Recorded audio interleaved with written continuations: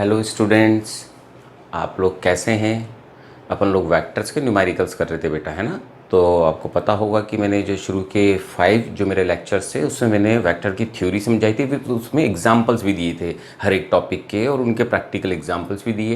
फिर 7th 6th 7th 8th मैंने continuation में न्यूमेरिकल्स कराए। मैंने फर्स्टली मैं ऑलवेज थ्योरी कराता हूँ, फिर मैंने न्यूमेरिकल्स कराए। तो 6th लेक्चर 7 मैंने पार्ट बोलने चाहे उसको, 6th 7th 8th में मैंने न्यूमेरिकल्स कराए। और ये अपना 9th लेक्चर है मेरा जो न्यूमेरिकल पर ही है, वेक्टर्स पर। It is also very important, वैसे सभी इंपॉर्टेंट है, पर ये जहाँ तक है शायद ये लास्ट लेक्चर हो वेक्टर का जिसमें कि सारे न्यूमेरिकल्स कवर अप हो जाएंगे। मीन्स ये 4 जो लेक्चर्स थे मेरे न्यूमेरिकल्स के ही थे, वेक्टर्स के न्यूमेरिकल्स के। तो अपन स्टार्ट कर रहे हैं न्यूमेरिकल्स ही ना, कंटिन्यू जो चल रहे थे न्यूमेरिकल्स। तो अपन यूनिट वेक्टर इन सबको देख रहे थे, डॉट प्रोडक्ट क्रॉस प्रोडक्ट पर आ चुके थे, तो उन्हीं पे न्यूमेरिकल्स कंटिन्यू कर रहे हैं बेटा अपन लोग, है ना। तो नेक्स्ट न्यूमेरिकल ले रहे हैं।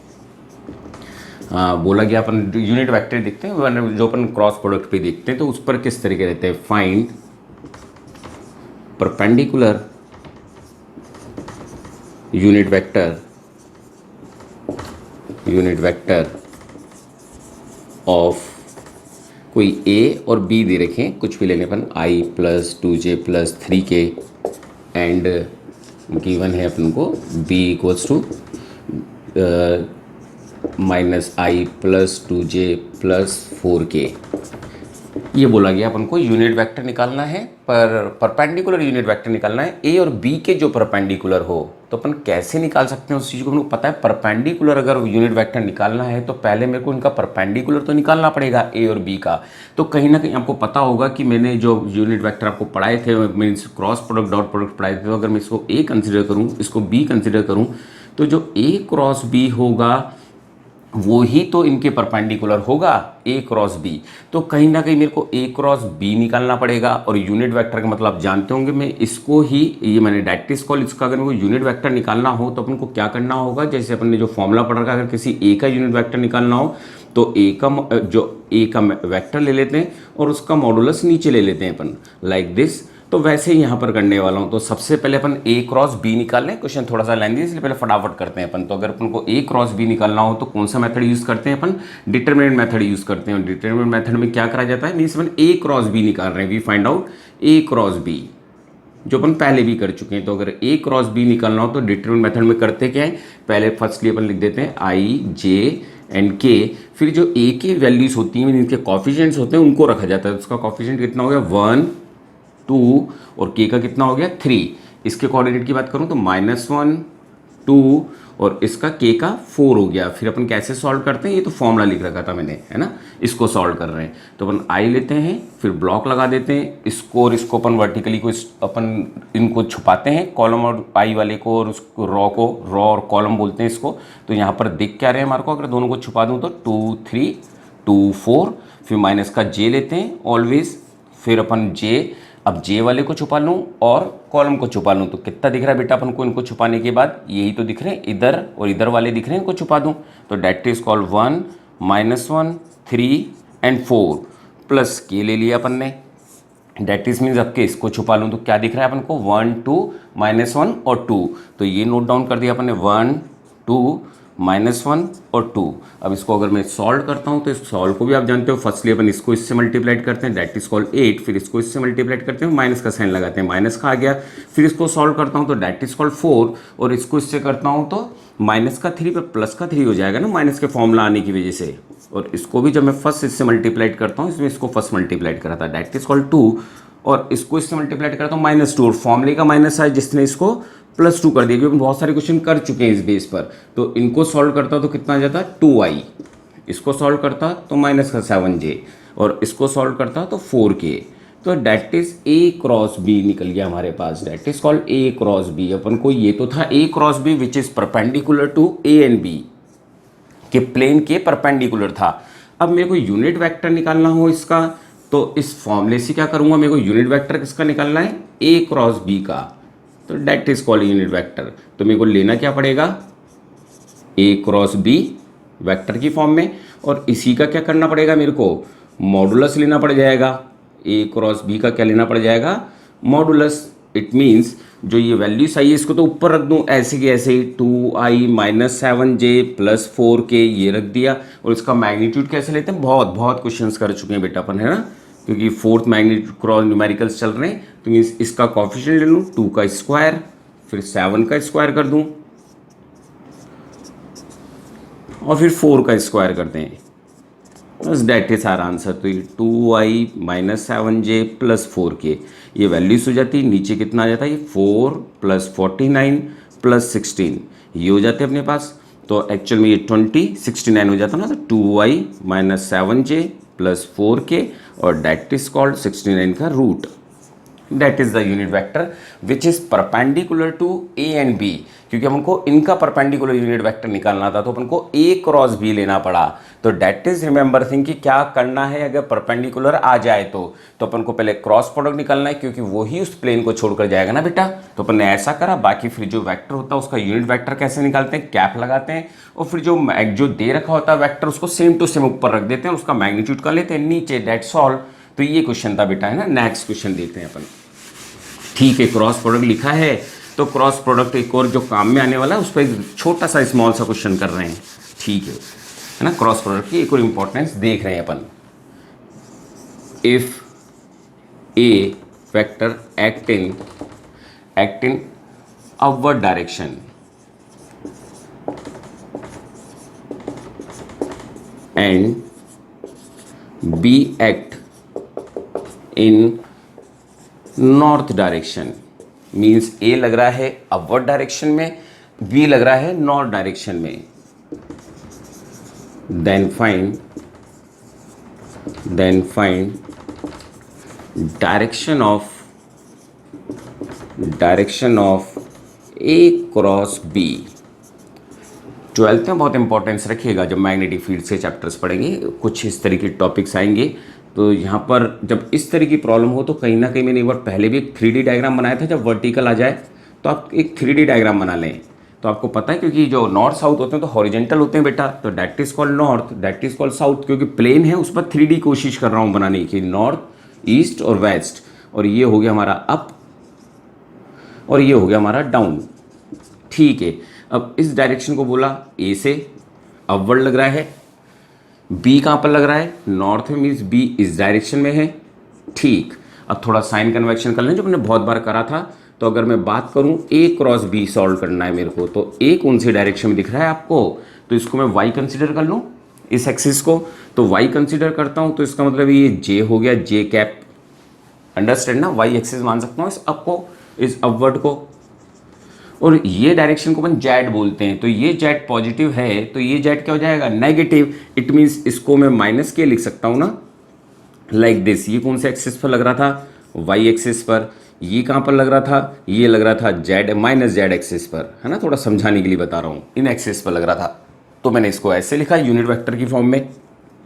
फिर रूल क्या है, माइनस का साइन तो आगे ले लूँ, जे क्रॉस के क्या होता है, एक रूल में समझाया था, आई जे के। अगर अपन ऐसे चल रहे हो तो पॉजिटिव कंसिडर करते हैं अपन, मीन्स जे क्रॉस के क्या हो जाएगा, आई। जो प्रॉपर्टीज में रूल्स में देखा था अपन ने, डेट इज कॉल्ड आई, पर टोटल बात करें तो माइनस आई। और माइनस आई का मतलब क्या हो गया, ये पॉजिटिव एक्स रहा होगा तो ये माइनस एक्स रहा होगा ना। इट मीन्स ये डायरेक्शन कौन सी हो गई, ये वाली। मीन्स जो ए क्रॉस बी था वो कौन सी डायरेक्शन में एक्ट हो रहा था, वेस्ट डायरेक्शन में। तो that is also important, please remember, है ना। एक बार पॉज करके भी इनको देख लेना आप लोग, थोड़ा इंपॉर्टेंट क्वेश्चन है, बहुत ज़्यादा रीजनिंग में काम आता है। मीन्स मैंने इसको वाई माना, इसको जेड कंसीडर करा और इसको एक्स एक्सिस जो नॉर्मल कार्टेशियन सिस्टम है बेटा उससे सॉल्व किया। तो इसका मतलब ये था कि जो ए क्रॉस बी था वो वेस्ट डायरेक्शन में लग रहा था, वेस्ट डायरेक्शन में। और आप सोचें तो मैं एक बार आपको इससे भी रूल बताता हूँ, राइट, ए क्रॉस बी, ए क्रॉस बी, ए क्रॉस बी। अगर मैं हैंड्स को ए से बी की तरफ ले जाता हूँ तो मेरा थंब उधर ही तो जा रहा है, वेस्ट की तरफ बेटा।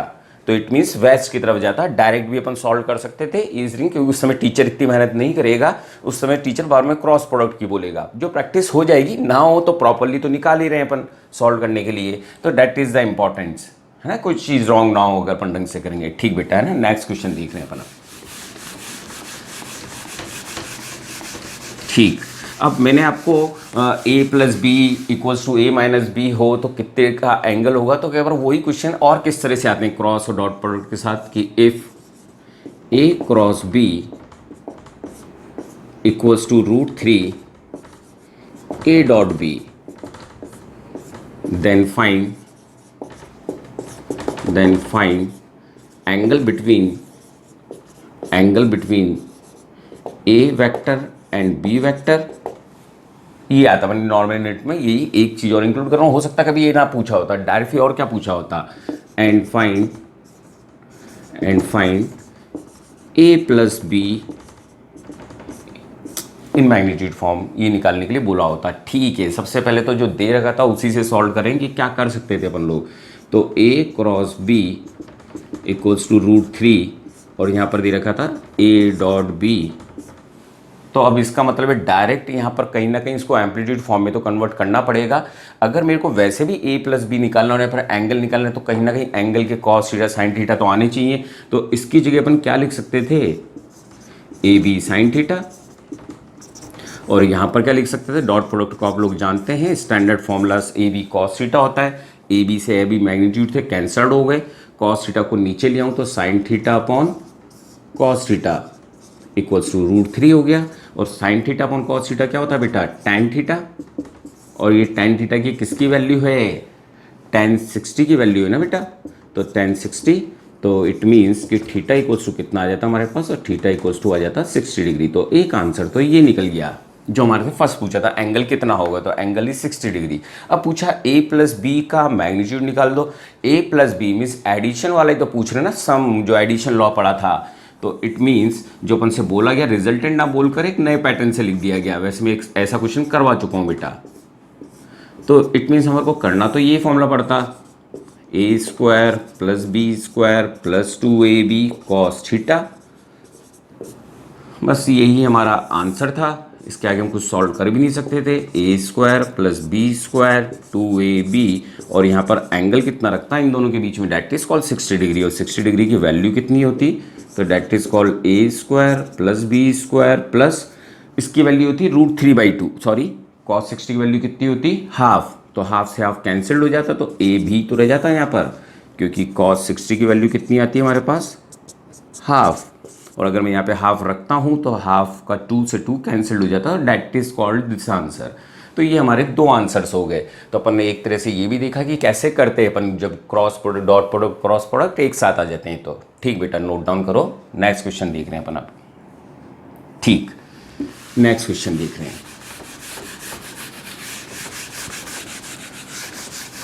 वापिस डॉट प्रोडक्ट का परपेंडिकुलर होता है तो अपन निकालते ही हैं, पर जब कोई चीज़ वैल्यू निकालने को आ जाता है तो मैं बोला था बराबर इक्वल्स टू 0 नहीं होगा तब तक वो चीज़ सॉल्व नहीं होगी। जैसे कि अपन क्वेश्चन देखें, अगर अपन से बोला जाता है if a plus B vector a plus B is perpendicular to a minus B, means दो वेक्टर का जो एडिशन है और जो सब्ट्रैक्शन है वो एक दूसरे के परपेंडिकुलर है, देन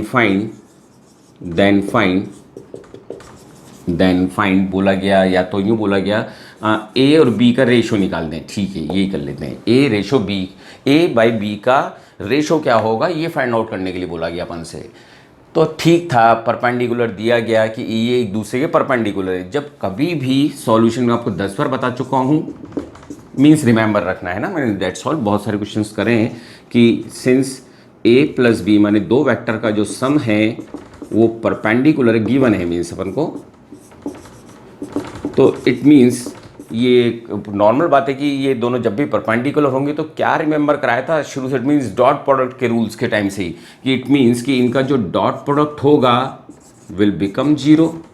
तो इन दोनों का जो डॉट प्रोडक्ट होगा वो 0 के इक्वल्स टू होगा, तो अपन ने 0 कर दिया 10, क्योंकि हमारे को पता था कि अगर ये परपेंडिकुलर हैं तो इट मीन्स कि उनका डॉट प्रोडक्ट 0 होगा। ठीक है, डायरेक्ट ए स्क्वायर माइनस बी स्क्वायर लिख सकता था, पर मैं वो लिख नहीं रहा हूँ। सबसे पहले इसको एक बार ओपन कर रहा हूँ, तो ए को ए से मल्टीप्लाइड करते हैं तो ये स्केलर प्रॉपर्टी में समझाया था, मैग्नीट्यूड में कन्वर्ट हो जाता है। इसको इससे मल्टीप्लाइड करूँगा तो कुछ नहीं हो सकता, सिर्फ ऐसा ही लिखाई में आएगा, just like this, A dot B. इसको इससे मल्टीप्लाइड करता हूँ तो बी डॉट ए, एक प्रॉपर्टी भी समझा रहा हूँ इसी बहाने, और इसको मल्टीप्लाइड करता हूँ तो 0 हो, बी स्क्वायर कोऑर्डिनेट में आ जाएगा, ऐसा हो गया। अब क्या ये दोनों कैंसिल्ड हो सकते हैं? तो हाँ, हो सकते हैं। अगर ये डॉट प्रोडक्ट है तो क्रॉस होता तो प्रोडक्ट ऐड, ये दोनों ऐड या कैंसिल नहीं होते। पर अपन ने एक प्रॉपर्टी, बाई प्रॉपर्टी हम लोग जानते हैं, डॉट प्रोडक्ट की, जो ए डॉट बी होता है is equals to B dot A होता है। तो जब ये दोनों बराबर हैं तो मैं इनको कैंसिल्ड कर सकता था ना बेटा, इसको और इसको कैंसिल्ड बाय दिस प्रॉपर्टी। तो मेरे पास बचता केवल क्या, A square minus B square equals to 0, और उसको उधर ले जाकर भी तो ऐसा बोल सकता था ए इक्वल्स टू बी। तो इसका मतलब एक बार तो यही क्वेश्चन नेट में कहीं आया हुआ है कि क्या होगा, तो आंसर था A equals to B in magnitude. और एक बार रेशो पूछा गया तो इसी को तो रेशो कर सकता हूँ, ए बाई बी इधर ले जाऊंगा तो रेशो कितना आ जाएगा, 1। डेट इज द आंसर जो रेशो पूछा था। तो 2 बार रिलेशन आ चुके हैं जिसको अपन ने सॉल्व कर दिया बेटा। आई थिंक समझ गए बेटा। ठीक, नेक्स्ट क्वेश्चन ले रहे हैं बेटा अपन अब, है ना।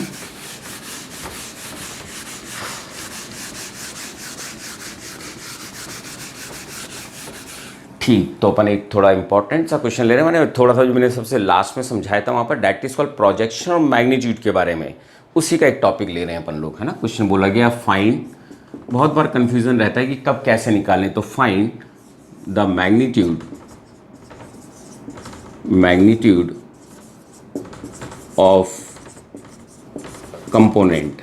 अब वर्ड चाहे कंपोनेंट हो, एक component sine theta cos theta वाले वही हैं, पर कुछ अलग ढंग से, वो क्या है वो भी समझा रहा हूँ। Find the magnitude of component बोला जाए या प्रोजेक्शन बोला जाए, projection of A on B, ये बोला गया अपन से, मैग्नीट्यूड फाइंड आउट करने के लिए बोला गया। और अपन को गिवन था हियर, जो ए था उसको अपन कंसिडर कर लेते हैं कि हमको गिवन था i plus 2j plus 3k, and b equals to given था अपने पास माइनस का i plus 3j plus 4k, ये गिवन थे। ठीक है, कंपोनेंट कैसे निकालते हैं आप सभी को पता होगा, वापिस से एक बार टॉपिक ले रहा हूँ। तो a का b पर प्रोजेक्शन निकालना, तो b इधर ले लिया, a इधर ले लिया, एंगल थीटा हो गया, आपको सबको पता है ये सब। इसका कंपोनेंट इस पर लूँगा तो वो आएगा a cos थीटा, और ज़्यादा बोलूँ तो मैग्नीट्यूड फॉर्म में आता है, प्रॉपरली बोलूँ तो a magnitude cos theta, that is the component of this. तो ठीक था, ये आंसर था। इसको अपन बोल सकते थे कंपोनेंट बोलूं या प्रोजेक्शन बोलूं, projection of A on B. ठीक है, मीन्स आंसर था ए का मैग्नीट्यूड cos थीटा। पर अब यहाँ पर कंफ्यूजन क्या हुआ, यहाँ पर एंगल नहीं दिया गया। एंगल देते तो बस जस्ट ये आंसर था, ये 2 दे रखा होता, मान लो 60 दे रखा होता, तो ए ने 2 cos 60, ये हमारा आंसर हो जाता। cos 60 की वैल्यू रखते, 2 से 2 कैंसिल होता, 1 हो जाता, डेट्स ऑल, आंसर खत्म। पर अब ऐसा नहीं दे रखा तो अपन क्या करें, तो एक बार मैंने थ्योरी में भी समझाया है, मेरे 5th लेक्चर के अंदर वापिस समझा रहा हूँ। फिर फॉर्मूला बनकर एक तैयार हो जाएगा जिसको अपन डायरेक्ट याद भी रखें। अब आप जानते हैं cos थीटा को कैसे हटा सकता हूँ, तो यहाँ पर एक बार फॉर्मूला लिख रहा हूँ। तो अपन लोगों ने a डॉट बी का फॉर्मूला देखा है, ए बी cos थीटा। ठीक है, मैग्नीट्यूड फॉर्म में लिख देता हूँ, ये लिख दिया मैंने मैग्नीट्यूड फॉर्म में, जिससे याद रहे। थोड़ा टिपिकल एक्स्ट्रा अचानक क्वेश्चन आ जाता है तो मेरे को अगर cos थीटा निकालना हो तो मैं क्या लिख सकता हूँ, इस पूरे को नीचे ले जाऊँ ना, तो क्या लिख सकता हूँ, a डॉट बी और अपॉन में a का मॉडुलस b का मॉडुलस, ये मैंने यहाँ से cos थीटा की वैल्यू रख दी, ये उठाकर। अगर मैं यहाँ पर देखूँ तो a और a के मॉडुलस क्या हो रहे हैं, एक दूसरे को कैंसल्ड कर रहे हैं, तो मेरे पास आंसर क्या बचा, क्या रिमेनिंग रहा, a डॉट बी और b का modulus, that is the answer. अब अपने लिए काम इजी था, आप इसको ऐसे भी रिमेंबर रख सकते हैं कि जिसका मैग्नीट्यूड जिस पर ड्रॉप हो रहा है और आपको आई जे के में ही आंसर दिख रहे हो, एंगल ना दिख रहे हो, तो आप a डॉट बी ऊपर कर दें और ऊपर और जिसके ऊपर ड्रॉप हो रहा है उसी का मैग्नीट्यूड नीचे रख दें। तो बस ये हमारा आंसर था। तो इस मीन्स में कैसे करूँ, आई जे के मीन्स ए के वैल्यूज रख दी और बी की वैल्यूज रख दी मैंने, और b का मैग्नीट्यूड लेना है, मीन्स इसका मैग्नीट्यूड लेना है, तो डेट इज कॉल्ड 1 का स्क्वायर प्लस 3 का स्क्वायर प्लस 4 का स्क्वायर, ये कर दिया। अब मैं अगर ऊपर सॉल्व करता हूँ तो i से i माइनस का 1, j को j से करता हूँ तो 6 और इसको मल्टीप्लाइड करता हूँ तो 12, और नीचे कितना आ चुका होगा 16 और 9 कितने हो गए होंगे 25 और 26 का रूट, मीन्स ये ऊपर आंसर कितना आ गया 16 और ये 18 में से गए तो 17 by root 26, that is the projection value आई मैग्नीट्यूड फॉर्म में। प्लीज रिमेंबर, चाहे तो आप डायरेक्ट याद रखें, नो डाउट रिमेंबर रखते ही हैं बच्चे, जो डायरेक्टली प्रोजेक्शन निकालना हो या कंपोनेंट बोला जाए और आईजीके की फॉर्म में दिया जाए तो कुछ ऐसे निकालते हैं। था एक्चुअल में ये, क्योंकि अगर किसी से बोला जाए तो कंपोनेंट तो ये रहा, ए कॉस थीटा पर एंगल नहीं था ना, इसलिए यूज करा अपन ने। ठीक, आई थिंक समझ गए होंगे बेटा, है ना। डायरेक्ट भी रिमेंबर करा जा सकता है। इसी में एक और क्वेश्चन जोड़ रहा हूँ, कई बार यही क्वेश्चन वेक्टर की फॉर्म में होता है तो कैसे करते हैं अपन लोग, तो ठीक उसी को अपन कर रहे हैं, है ना। तो मैं नेक्स्ट क्वेश्चन कर रहा हूँ, थोड़ा सा रब कर देता हूँ, इसी में क्वेश्चन को चेंज कर रहा हूँ, ऊपर गए रब कर रहा हूँ। अपन से बोला जाता क्वेश्चन में फाइंड प्रोजेक्शन, या बोला जाता मैग्नीट्यूड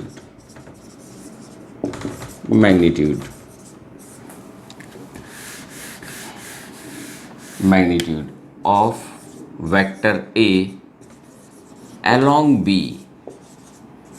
ये वर्ड बोला जाता, along b वर्ड यूज कर दिया जाता, तो अपन कैसे करते, या फिर ऑप्शन में हमको जो नजर आ रहा था वो सारा वेक्टर में आंसर दे रखा था, ये तो कांस्टेंट निकल गया स्केलर में, ऐसे नहीं निकला हुआ था वो एक यूनिट वेक्टर की फॉर्म में लिखा हुआ था, तो कैसे लेते हैं अपन लोग। तो ठीक है, अब कैसे करते हैं अपन क्वेश्चन को, तो मैं कुछ हद तक इधर ही रुक रहा हूँ, ये तो आप समझ गए थे इसलिए इसको हटाता हूँ। ठीक है, अब के ऑन की जगह एलोंग लिखा हुआ था, एलोंग वर्ड लिखा हुआ था, एलोंग बी लिखा हुआ था, तो उनको करना क्या होता, ये तो था पर ऐसे एलोंग करना है, पैरेलल करने के मैंने तरीके बताए थे पहले के न्यूमेरिकल से, मीन्स मेरे शायद 7th या 8th लेक्चर में ही। तो अपन को इसका यूनिट वेक्टर और लेना पड़ेगा ना, तो इसका यूनिट वेक्टर और लेना है, प्लीज रिमेंबर रखें। जब उसने केवल बोला था कंपोनेंट फाइंड आउट कर दो, प्रोजेक्शन फाइंड आउट कर दो, तो हमने ए कॉस थीटा को निकाल दिया, पर अलोंग पूछा है तो इसका मतलब है कहीं ना कहीं इसके साथ साथ चल रहा है, तो हमारे को उसका यूनिट वेक्टर और लेना पड़ेगा जिस पर ड्रॉप हुआ है। तो ड्रॉप किस पर हुआ था, वो बी वेक्टर पर हुआ था ना, तो उसका हमको क्या लेना पड़ा, मीन्स डायग्राम वापिस वैसे ही रिप्रेजेंट है, और अपन को ये और लेना पड़ गया, मीन्स बी यूनिट वेक्टर और लेना पड़ गया। ठीक, अब इसकी बात करूं तो आप लोग अभी थोड़ी देर पहले समझ चुके थे कैसे ड्राइव करा, वापस नहीं बता रहा। आपको पता है कि इसको तो सॉल्यूशन में जब एंगल को रिमूव करना हो तो हम कुछ ऐसे लिख देते हैं, अपॉन बी का मैग्नीट्यूड, मीन्स ये वाली वैल्यू मैंने यहां पर लिख दी, that is a solution of A cos theta था। अब ये बी यूनिट वेक्टर ऐसे लिखा हुआ, एक बार ऐसे लिख देता हूं। ठीक है, अब अगर मैं इसको और आगे सॉल्व करता तो क्या होता, इस यूनिट वेक्टर को मैं कैसे लिख सकता हूं, b का वेक्टर अपॉन b का मॉडुलस कर दूं ना, b का मॉडुलस, यूनिट वेक्टर लिया है, b का यूनिट वेक्टर लिया है बेटा अपन ने, तो b का यूनिट वेक्टर लिख दिया। अब अगर मैं यहां पर देखता हूं तो ये तो a क्रॉस b है,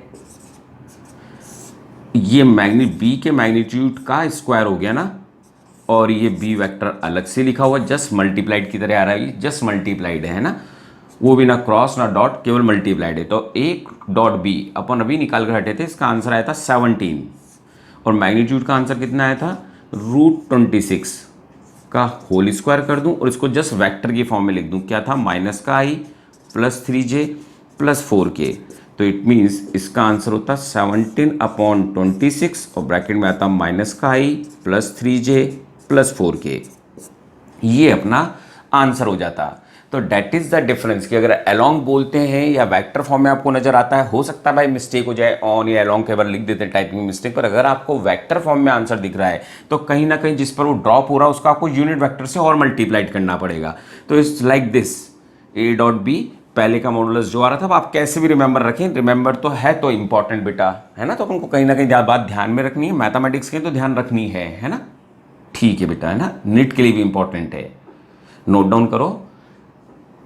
ठीक, समझ गए होंगे मैंने करा क्या है, यूनिट वेक्टर से मल्टीप्लाइड किया। आप यहाँ तक याद रख सकते हैं, यूनिट वेक्टर से मल्टीप्लाइड करा, फिर बाकी आपकी प्रैक्टिस है कि आप आंसर पे पहुँच जाएंगे।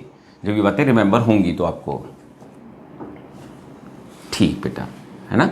तो मैंने आपको दो टॉपिक समझा दिए, प्रोजेक्शन ऑन किसी वेक्टर पर या अलोंग किसी वेक्टर पर कैसे करना है। एक का आंसर स्केलर में ही रहेगा और एक का आंसर वेक्टर में रहेगा।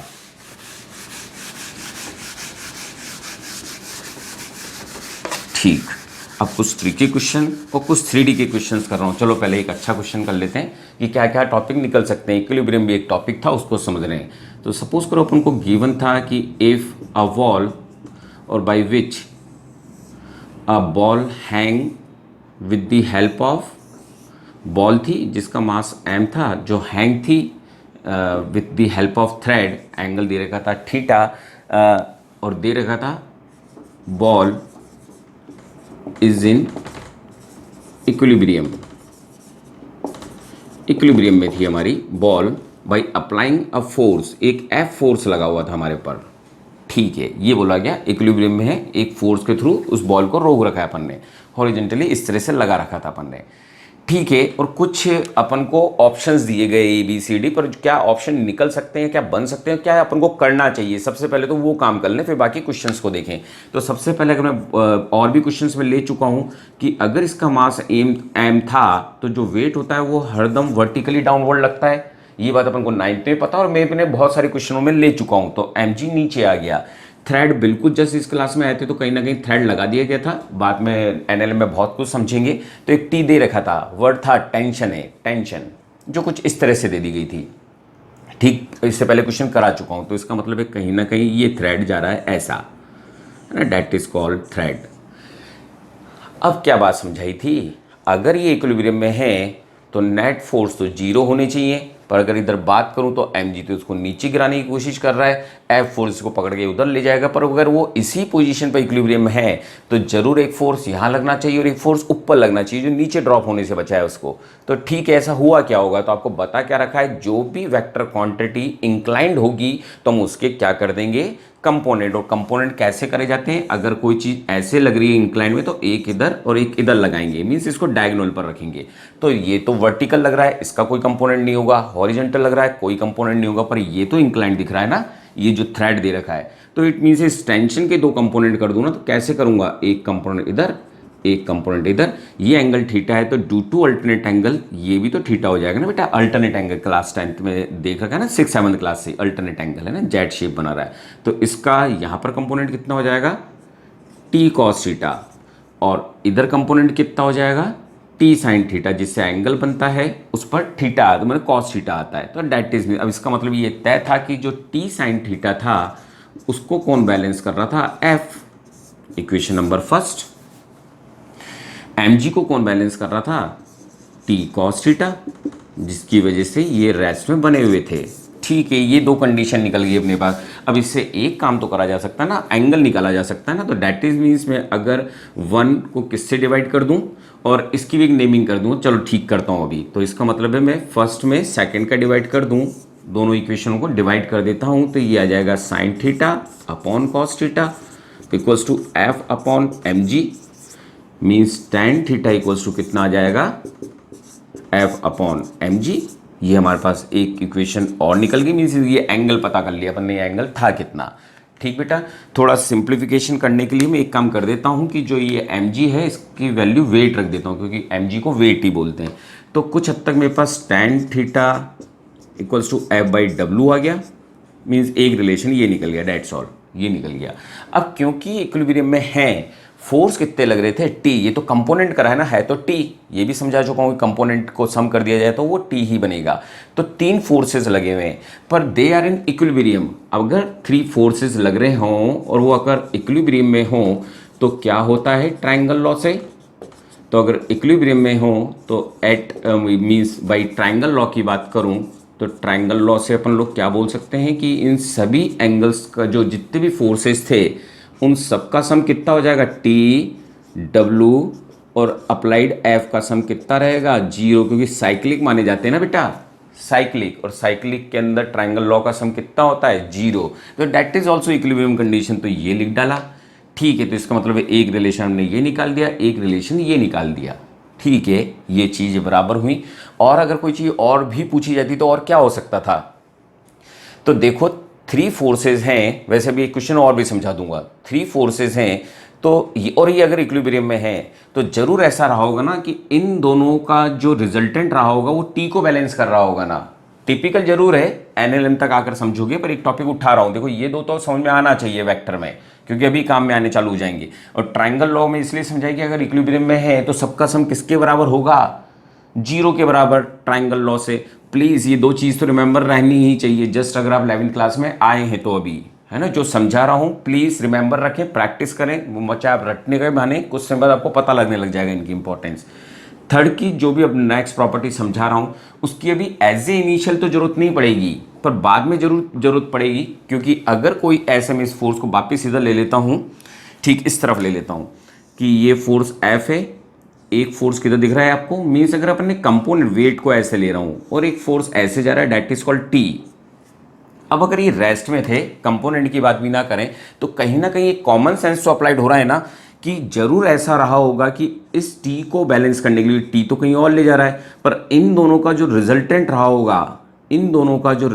रहा होगा उसने इसको बैलेंस करा होगा, जिससे कि ये चीज पूरी की पूरी ही रेस्ट में रहे। एक तरीका तो ये था रेस्ट कंपोनेंट करके मैंने बैलेंस कर दिया, पर एक तरीका ये भी तो है बैलेंस करने का। तो अगर मेरे को इनका रिजल्टेंट निकालना हो तो देखो ये प्रैक्टिकली दिख रहा है, ये हॉरिजॉन्टल है, ये वेट नीचे, मींस एंगल कितने डिग्री का है, 90 डिग्री का एंगल है। तो 90 डिग्री के एंगल के लिए रिजल्टेंट क्या हो जाता, √w का स्क्वायर प्लस f का स्क्वायर, मींस जो t है वो किसके बराबर हुआ, w प्लस f स्क्वायर के रूट के बराबर हुआ। तो एक रिलेशन निकाल सकता ना, बोथ साइड स्क्वायर कर दूं तो T square equals to w का स्क्वायर प्लस f का स्क्वायर, ऐसे रिलेशन आ गया ना बेटा अपने पास। आई थिंक समझे होंगे। इक्विलिब्रियम की 2 कंडीशनें बताई, एक रिजल्टेंट ने थर्ड वाले को बैलेंस किया, आई थिंक समझ गए होंगे, है ना बेटा। फर्स्ट 2 वेरी इंपॉर्टेंट कि क्या मैंने करा, कंपोनेंट से मैंने एंगल्स निकाल पाया, बैलेंस करने के लिए मैंने जो चीज इंक्लाइंड थी उसके कंपोनेंट करके बैलेंस करके निकाला। That is also tricky. कई क्वेश्चन होते हैं हमारे कॉल्यूजन्स के जिनके अंदर इस तरह की ट्रिक, माने कंपोनेंट से भी आंसर आएंगे जब हम बहुत लेट, मीन कॉल्यूजन लेट आएगा वर्क एनर्जी के टाइम पर साथ साथ में कई बार ये वाला हेल्प कर जाता है वहाँ पर। और जो टारगेट बैच में उनको पता है कि ये क्वेश्चन जब इस तरह सॉल्व करते हैं कई बार विदाउट कंपोनेंट, तो कई बार वो क्वेश्चन वेरी वेरी इजी हो जाता है बेटा वो क्वेश्चन करना। ठीक इसी कंसेप्ट को समझाने के लिए एक रीजनिंग टाइप क्वेश्चन ले रहा हूँ, जो बात भी पता होनी चाहिए। वो ऐसे प्रॉपर्टी है, अगर अपन समझें, if n forces of different magnitude act on a body and give 0 resultant, then minimum number of n for such condition। ठीक, थोड़ी सी इंपॉर्टेंट बात थी, कई बार कुछ लॉजिक से बहुत अच्छे से काम आती हैं। किसी पर n फोर्सेज लग रहे थे, माने 1000 फोर्स मान लो या 20,000 फोर्स मान लो या 50 मान लो, फोर्स किसी बॉडी पर अप्लाइड हो रहे थे, पर रिजल्टेंट 0 ही आ रहा था उन फोर्सेज का, माने वो जो बॉडी थी वो रेस्ट में ही थी, ये बोला गया। तो कुल मिलाकर बॉडी जो थी वो कुल मिलाकर इक्विलिब्रियम में दे दी गई, क्योंकि 0 रिजल्टेंट बोला गया। अपन से बोला मिनिमम नंबर ऑफ एन, वो कितने मिनिमम फोर्सेस थे जिससे उसको रेस्ट में कर दिया था। तो पहली इसके अंदर एक ऑप्शन तो ये समझा रहा हूँ, पहला ऑप्शन जो समझा रहा हूँ कि इफ इनके मैग्नीट्यूड सेम होते हैं, if same magnitude of forces, अगर ये जो वेक्टर्स अप्लाइड हो रहे हैं, फोर्सेस अप्लाइड हो रहे हैं, सेम मैग्नीट्यूड के होते हैं, सेम मैग्नीट्यूड के, then only n equals to 2 से ही वो इक्विलिब्रियम में आ जाता। एक इधर लगता, दोनों के फोर्सेस बराबर थे, मींस इधर भी a लग रहा है और इधर भी a से कोई खींच रहा है, तो इसका मतलब है केवल 2 फोर्सेस ही उसको रेस्ट में ले आते, सेम मैग्नीट्यूड के होते तो। बट अगर डिफरेंट के हैं, माने मिनिमम बहुत सारे तो हो ही सकते हैं, पर अगर आपको मिनिमम चाहिए हो तो मिनिमम 2 जना ही बैलेंस कर सकता है ना, किसी बॉडी को एक इधर इधर खींच रहा हो तो बस रेस्ट में आ जाएंगे। मिनिमम पूछा था, हो गया। पर यहां पर ये दे रखा है डिफरेंट मैग्नीट्यूड। जब डिफरेंट मैग्नीट्यूड की बात आएगी that is called B, but if different magnitude के लग रहे हो, अप्लाइड हो रहे हो, देन मिनिमम नंबर जो होंगे, minimum number that is called जो होने चाहिए वो 3 होने चाहिए। जैसे मैंने अभी जस्ट अपना क्वेश्चन कराया था, तो इसका मतलब है वापस से वही एग्जांपल ले लेता हूँ जो भी थोड़ी देर पहले समझाया था कि एक W इधर लग रहा है, F इधर लग रहा है और टेंशन इधर। तो मिनिमम 3 होने चाहिए बैलेंस करने के लिए, मिनिमम 3 चाहिए होंगे हमारे को। दैट इज रिमेंबर कि अगर डिफरेंट मैग्नीट्यूड के हैं तो कम से कम 2 तो नहीं हो सकते, 3 चाहिए होंगे, क्योंकि 2 तो अगर उसको इरेगुलर कर देंगे ना, अगर ए बी मीन्स अगर इधर भी ऐसा लूँ कि अगर ये ए है और एक कोई जना बी है तो ये तो कहीं खींच रहा है ना उसको, तो जरूर कोई ना कोई एक फोर्स आएगा जो उसको जाने से रोके, चाहे किसी भी एंगल पर आ रहा हो। दैट इज कॉल्ड सी। एक ना एक की जरूरत पड़ेगी जो उसको बैलेंस कर सके। तो मिनिमम कितने चाहिए होंगे हमारे को? 3 चाहिए होंगे उसको स्टॉप करने के लिए बेटा। ठीक बेटा, नोट डाउन करो, है ना। फिर नेक्स्ट क्वेश्चन देख रहे हैं बेटा अपन लोग।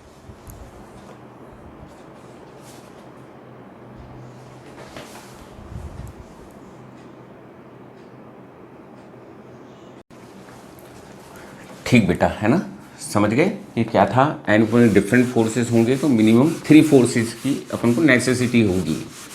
ठीक बेटा, अब जितने क्वेश्चन से अपन लोगों ने कर लिए इसके बेस पर, जैसे इसी पर एक और चीज़ समझनी हो तो सर्कुलर मोशन टॉपिक के अंदर भी कुछ इस तरह का रहता है कि अगर अपन को बोला जाए कि एक सर्किल है और 3 वेक्टर्स दिए हों अपन को, जैसे अपन को वेक्टर दिया हो OA, OB, OC, है ना, और रेडियस दे रखी है R और ये एंगल है 45 डिग्री और डेट इज ऑल्सो 45 डिग्री। अपन से बोला रिजल्टेंट बता दो इन सबका, इन सारे फोर्सेस का, मीन्स रिजल्टेंट निकालना है हमको किसका? OA plus OB plus OC, इन सबका रिजल्टेंट फाइंड आउट करना है कि इनका रिजल्टेंट होगा क्या।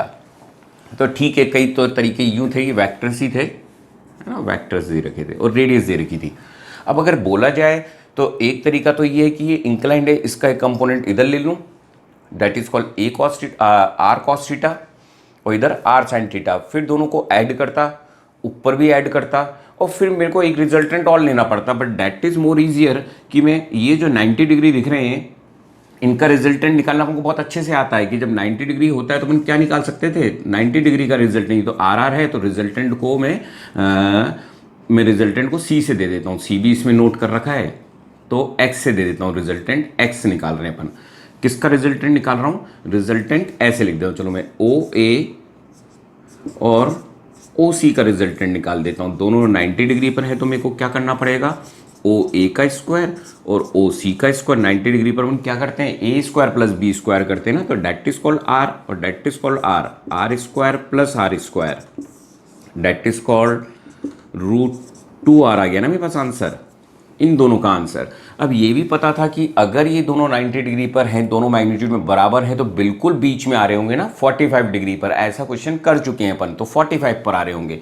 तो इट मीन्स कि जो ये रिजल्टेंट आया है जिसकी लिमिट में x से कर देता हूँ कि x आंसर निकाला है अपन ने, ये x किसके अलॉन्ग हो जाता? मीन्स OA और जो इनका रिजल्टेंट निकला है वो एक्चुअल में OB की डायरेक्शन में आ जाता। 90 डिग्री है तो 90 डिग्री है तो चाहे तो आप निकाल कर देख लें। tan थीटा निकालने का तरीका क्या बता रखा था? tan अल्फा का। जब 90 डिग्री होते हैं तो अपन क्या करते हैं? जो वर्टिकल कंपोनेंट होता है उसको ऊपर रख देते हैं, डेट इज कॉल्ड R। और इसका वर्टिकल हॉरिजॉन्टल की बात करूं तो that is called R, that is equals to 1। और आप जानते हैं tan अल्फा की कौन सी वैल्यू होती है? 45 ही तो होती है। इट मीन्स जो इनका रिजल्टेंट था X वो कहाँ पर एक्ट कर रहा है?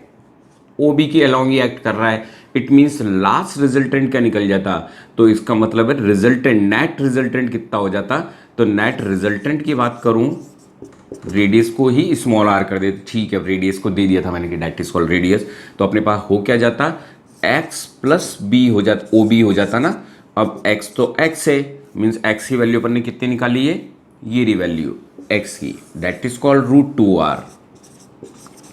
और OB क्या एज ए मैग्नीट्यूड कितना दे रखा था? R। ये तो वेक्टर फॉर्म में पर रिजल्टेंट में दिख रहा था कि R दे रखा, रेडियस है, डेट इज कॉल्ड रेडियस।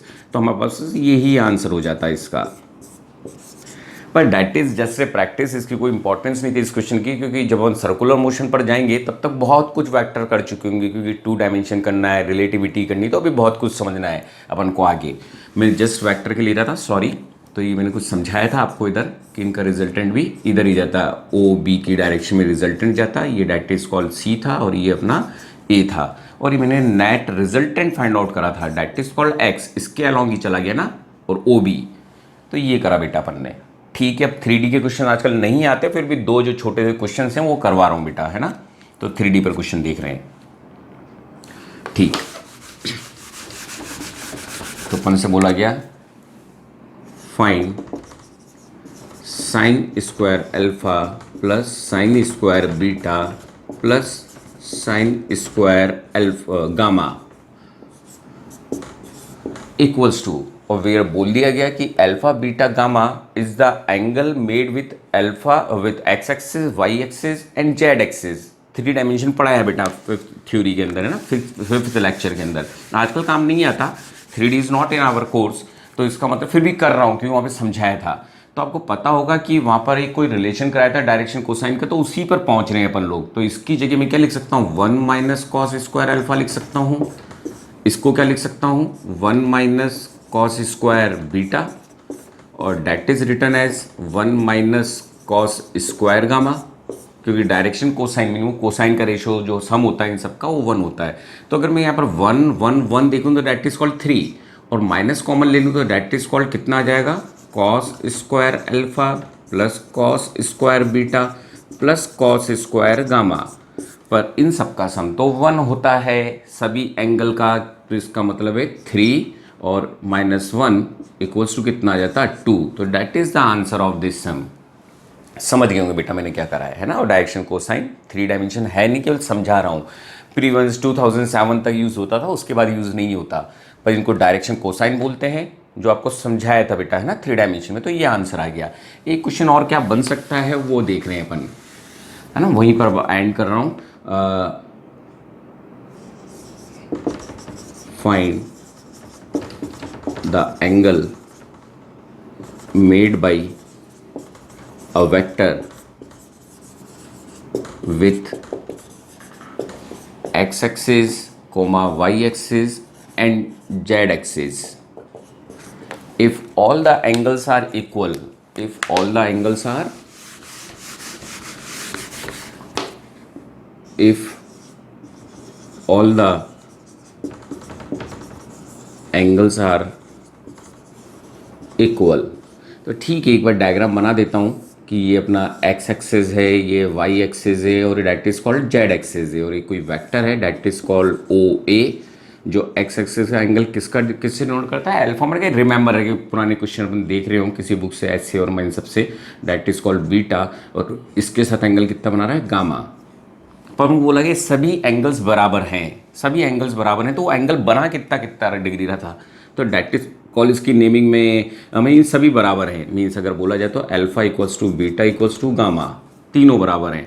तो कहीं ना कहीं अपन ने भी वही डायरेक्शन कोसाइन का जो रिलेशन था, मैंने that is called components also, पर कंपोनेंट को डायरेक्शन कोसाइन बोला गया 3D के अंदर। 3D अब कॉलेजेस में कर दी गई है, और थोड़ी बहुत मैथमेटिक्स में, पर सिंपल वे में है जो भी है 3D मैथमेटिक्स बुक में 12th के अंदर। तो अभी सभी एंगल बनाना तो सबको अल्फा अल्फा लिख दूँ, तो that is called alpha, that is called alpha and that is called alpha equals to 1। सबका सम कितना हो जाएगा, 3 cos square alpha equals to 1, तो cos square alpha equals to 1/3, और कॉस अल्फा इक्वल्स टू कितना हो जाएगा, 1/√3 मीन्स। और आपको अब ये लिखना तो अब आने ही लगा है, इतने क्वेश्चन के अपन ऐसे लेकर आते हैं, 1/√3, डेट इज आवर आंसर।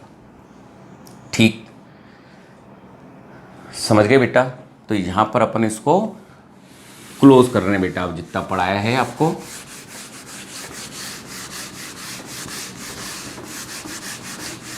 तो ये था बेटा अपना वेक्टर, जिसके अपन ने क्वेश्चंस करे, है ना बेटा। वेक्टर्स के तो जितने भी तरीके थे मैंने सभी तरीके क्वेश्चंस करा दिए बेटा, है ना।